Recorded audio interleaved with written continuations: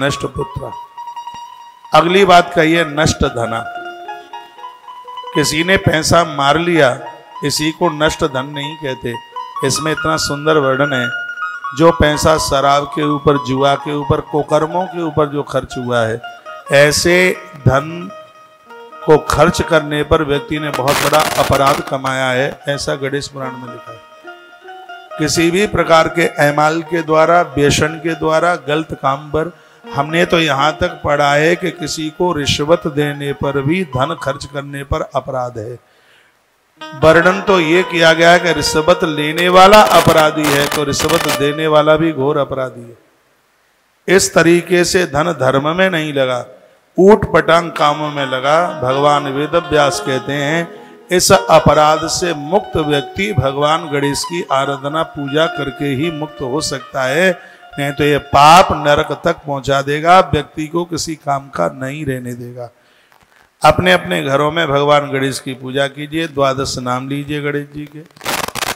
व्रत होता है तो व्रत कर लीजिए, एक समय फलहार, एक समय आहार, और वो भी ना हो पाए तो दिन में 4 बार भोजन करें, लेकिन भगवान गणेश की पूजा न करें। अब तो ठीक है, कुछ लोग तो पेट पर हाथ लगाए थे, ये अच्छी आपात आ गई, कथा सुनने नहीं आते तो ज्यादा बढ़िया होता। कथा सुनने नहीं आते तो इस अपराध का प्रायश्चित कैसे होता जो अपराध हुए हैं।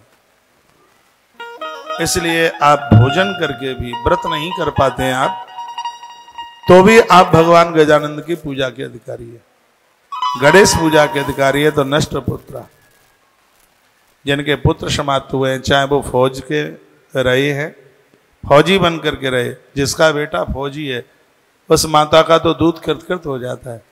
गरुड़ पुराण में लिखा है कि ऐसे फौजी सैनिक के लिए गया जी में पिंडदान करने की जरूरत नहीं पड़ती, वो सूर्यलोक का भेदन करता हुआ परमात्मा की देहली पर पहुंच जाता है। फिर भी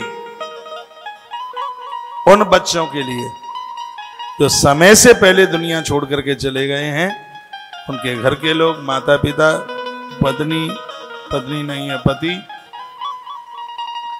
भगवान गणेश को जरूर पूजे। नष्ट पुत्रा नष्ट धना।